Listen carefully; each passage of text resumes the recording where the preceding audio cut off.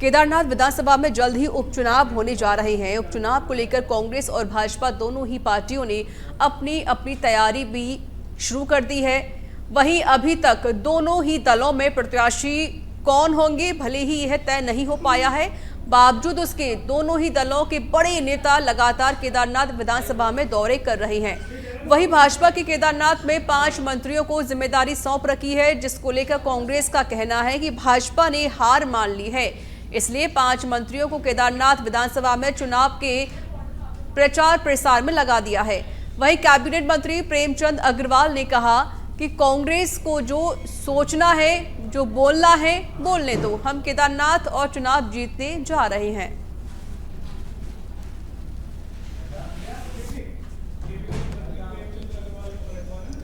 तो केदारनाथ विधानसभा सीट पर देखिए उपचुनाव होना है और ये उपचुनाव जल्द ही होगा। हालांकि अभी कोई डेट फिक्स नहीं है, कोई तारीख का ऐलान नहीं किया गया, लेकिन अब से पहले ही कांग्रेस और बीजेपी दोनों ने ही कमर कस ली है और दोनों ही अपनी तैयारियों में जुट चुके हैं। तो वहीं बीजेपी की तरफ से 5 मंत्रियों को केदारनाथ विधानसभा में होने वाले उपचुनाव को लेकर लगा दिया गया है, ताकि उनको एक बड़ी जिम्मेदारी यहाँ सौंपी गई है, ताकि यहाँ पर बीजेपी उस सीट को जीत सके। अब इसी को लेकर कांग्रेस पार्टी ने कटाक्ष किया और कांग्रेस पार्टी ने कहा कि कहीं ना कहीं बीजेपी अपनी हार मान चुकी है, जिस वजह से बीजेपी ने इस सीट पर 5-5 मंत्रियों को लगा दिया है।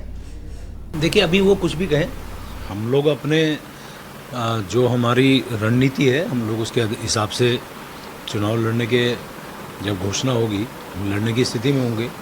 और ये भी आप जानते हैं कि विधायिका हमारी भारतीय जनता पार्टी की थी केदारनाथ से, तो सीट हमारी है। हम लोग जो हमारे लोग हैं, जो हमारे वहाँ के कार्यकर्ता हैं, जो हमारी विधायिका ने उस दौरान वहाँ पे काम किए हैं, जो आज हमारी सरकार काम कर रही है, केंद्र सरकार केदारनाथ के बारे में आप जानते हैं किस प्रकार से काम हुए हैं। तो उसके उपरांत में एक ही बात कह सकता हूँ, जनता निश्चित रूप से भारतीय जनता पार्टी के पक्ष में आएगी और भारतीय जनता पार्टी। और देहरादून ब्यूरो चीफ योगेश मेरे साथ जुड़ गए हैं फोन लाइन पर। योगेश, भले ही अभी तारीख का ऐलान ना किया गया हो, लेकिन बीजेपी और कांग्रेस दोनों ने ही अब कमर कस ली है। बिल्कुल, आपने बिल्कुल सही कहा। भले ही तारीखों का अभी तक ऐलान ना हुआ हो, कैंडिडेट का ऐलान अभी तक ना हुआ हो, लेकिन अगर देखा जाए तो अपनी तरफ से पूरी तैयारी जो है वो दोनों ही पार्टियों ने कर ली है। खासतौर पर भाजपा की बात करें तो भाजपा ने तो पूरा वहां पर अपने दल बल लगा दिया है, 5-5 मंत्रियों को लगा दिया है। स्थानीय जो उनके बड़े नेता हैं वो लगातार वहां पर दौड़ भाग कर रहे हैं, सब चीज चल रही है। और इसी को देखते हुए अगर बात करें हम, तो देखते हैं कि क्या रहता है, कैसे रहता है, लेकिन अभी से पूरी तैयारी कर रही है। बिल्कुल, देखिए योगेश, तैयारी तो पूरी करें, लेकिन इसके अलावा ये भी है योगेश, क्योंकि बीजेपी की तरफ से एक नहीं बल्कि 5-5 मंत्रियों को जिम्मेदारी सौंपी गई है। तो क्या योगेश, जो कांग्रेस पार्टी आरोप लगा रही है, कांग्रेस पार्टी कह रही है कि बीजेपी ने अपनी हार मान ली है, जिस वजह से बीजेपी ने एक नहीं बल्कि 5-5 मंत्रियों को जिम्मेदारी सौंपी है, वो भी सिर्फ एक सीट के लिए। चलिए, संपर्क टूट गया है। शुक्रिया योगेश। उत्तराखंड में महिला सुरक्षा को लेकर कांग्रेस लगातार प्रदेश सरकार पर सवाल खड़े कर रही है। कांग्रेस का कहना है कि आज स्थिति महिला सुरक्षा की दिन ब दिन खराब होती जा रही है और इसी क्रम में कांग्रेस की प्रदेश प्रवक्ता प्रतिमा सिंह का कहना है कि आज महिला सुरक्षा की स्थिति कैसी है, यह किसी से छुपा नहीं है। प्रतिमा सिंह ने अंकिता भंडारी हत्याकांड को लेकर कहा कि सरकार ने फास्ट ट्रैक कोर्ट तो बना दिया, बावजूद उसके अभी तक दोषी का नाम सामने नहीं आ पाया है। वहीं अगर सरकार अंकिता भंडारी मामले को सीरियसली लेती तो आज दूसरे बलात्कार की घटनाएं सामने नहीं आती।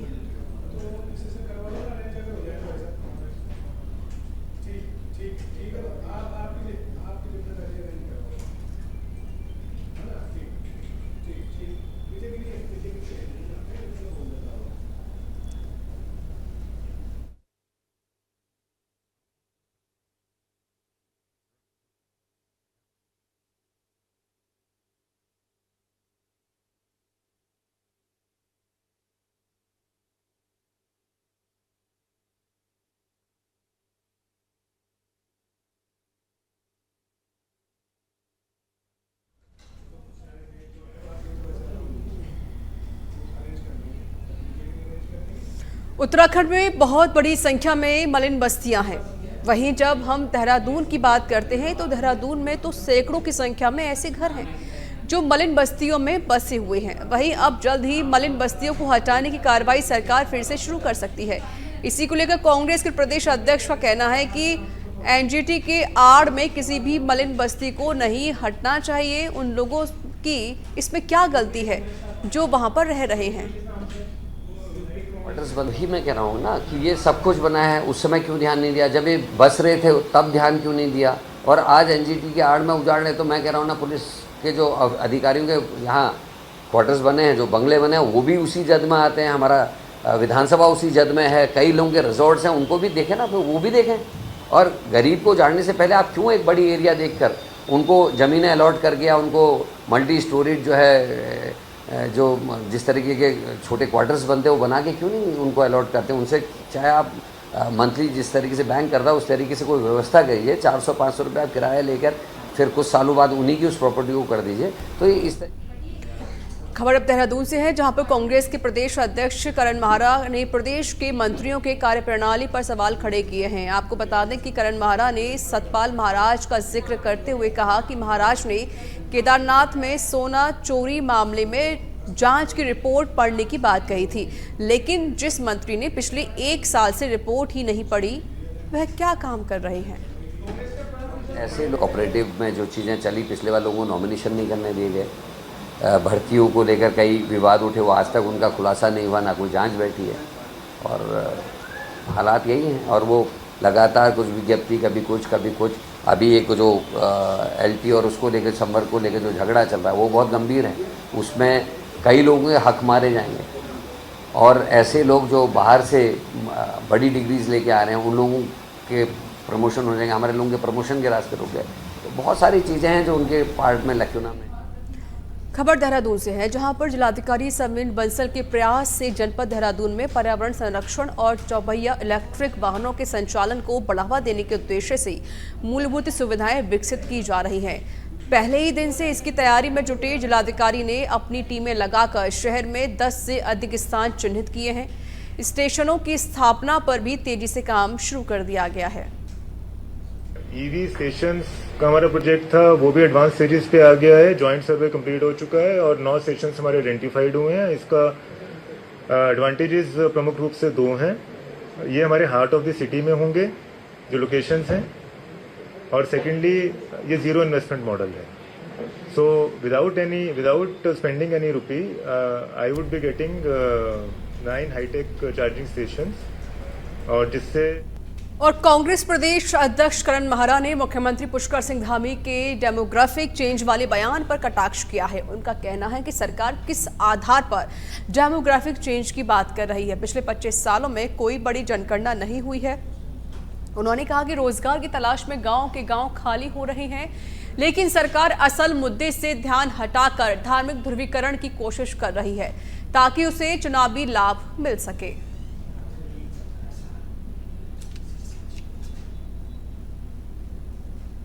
देखिए, मैंने ये बात शायद अब इसलिए कही जा रही है क्योंकि मैंने 2 दिन पहले प्रेस में कहा था, जिस डेमोग्राफिक चेंज की आप बात कर रहे हैं, मुझे पहले ये बता दें प्रेस और मीडिया या इनके बीजेपी के प्रवक्ता कि कौन सी सेंसस पिछले 25 सालों में ऐसी हुई जिसमें ये गणना हुई कि कौन मुसलमान बढ़े या हिंदू बढ़े या कौन बढ़ा। मैं खुद कह रहा हूँ, अभी आपके संपर्क सामने मैंने कहा कि पलायन हो रहा है। मेरे गाँव के लोग शहरों की ओर को आ रहे हैं नौकरियों की तलाश में, अपने बच्चों के एजुकेशन और हेल्थ के चक्कर में। गांव खाली हो रहे हैं और शहरों में दबाव बढ़ रहा है। और केवल ये लैंड जिहाद, लव जिहाद, मंदिर, मस्जिद, मज़ार और फिर अब यूसीसी और अब ये डेमोग्राफिक चेंज एक नया वर्ड लाया गया। और मैं जानता हूँ भारतीय जनता पार्टी की दुर्दशा हो रही है और वो धार्मिक सेंटिमेंट्स को जगाकर डिसेंट्रलाइजेशन ऑफ या सेंट्रलाइजेशन ऑफ बोर्ड की कोशिश कर रहे हैं। उत्तराखंड सरकार ने बाहरी राज्यों के निवासियों के लिए जमीन खरीदने के नियमों को कड़ा कर दिया है। राज्य में भूमि की बढ़ती मांग और बाहरी निवेशकों की ओर से कृषि और बागवानी के नाम पर बड़े पैमाने पर जमीन खरीदने की प्रवृत्ति को देखते हुए राज्य सरकार ने भूमि की खरीद पर सख्त पाबंदियां लगा दी हैं। ये कदम राज्य के पर्यावरण और स्थानीय निवासियों के हितों की रक्षा के लिए उठाया गया है। गैर कृषि भूमि बाहरी राज्य के निवासी केवल आवासीय और वाणिज्यिक उद्देश्य के लिए जमीन खरीद सकते हैं। हालांकि इसके लिए भी कुछ सीमाएं और शर्तें लागू होती हैं। अधिकतर मामलों में बाहरी निवासियों के लिए अधिकतम 250 वर्ग मीटर तक की भूमि खरीदने की अनुमति होती है।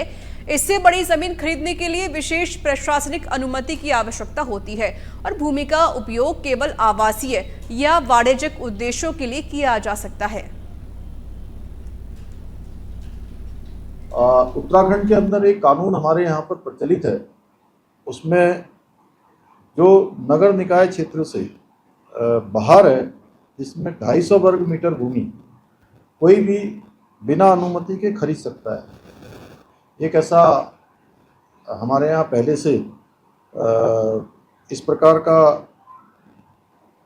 प्रावधान बना हुआ है, लेकिन इसमें संज्ञान में आया है कि ये कानून बनने के बाद बहुत सारे लोगों ने अपने ही परिवार के अलग अलग नामों से कई सारे भूखंड खरीद लिए हैं, जो कि इन प्रावधानों को जिन उद्देश्यों के साथ इसका प्रावधान किया गया था उसके अंतर्गत नहीं आता है। और हम ऐसी सभी ज़मीनें जो इस प्रकार से खरीदी गई हैं उनका हम विवरण तैयार करा रहे हैं और ऐसे लोगों के विरुद्ध सख्त कार्रवाई की जाएगी। और जितनी भी ज़मीनें इस प्रकार की निकलेंगी, जिन्होंने जो प्रावधानों के अंतर्गत नहीं आते लेकिन ज़मीनें खरीदी हैं, वो सारी ज़मीनें। उत्तराखंड फिल्म विकास परिषद फिल्म उद्योग के लिए एक महत्वपूर्ण पहल के रूप में फिल्म संसाधन निर्देशिका बना रही है। आज स्थिति ये है कि उत्तराखंड में कई बड़ी फिल्मों की शूटिंग हो चुकी है या फिर होने वाली है। साथ ही क्षेत्रीय फिल्में भी आगे बढ़ें, इसके लिए उत्तराखंड फिल्म विकास परिषद नई नीति पर काम कर रहा है।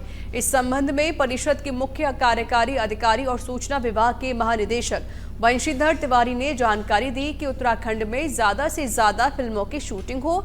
इसके साथ ही क्षेत्रीय फिल्मों के निर्माण में भी भारी सब्सिडी दी जाए, इसके लिए पूरा काम किया जा रहा है।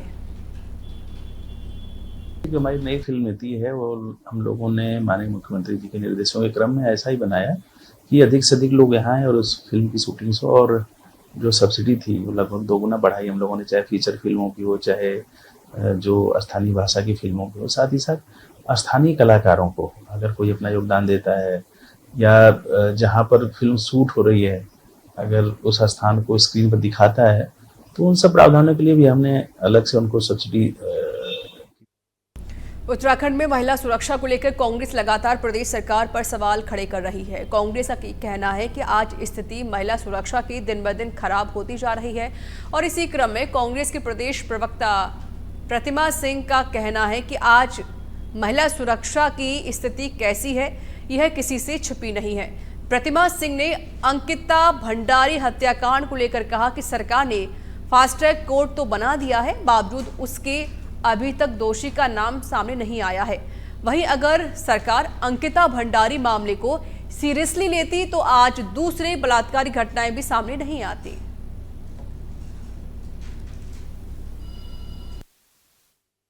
कितनी संवेदनशील है इसका जीता जागता जो उदाहरण है वो आपके समक्ष अंकिता भंडारी का केस है कि फास्ट ट्रैक कोर्ट की बात सरकार ने कही थी, उसके बाद आज तक वीआईपी का नाम जो है उजागर नहीं हुआ।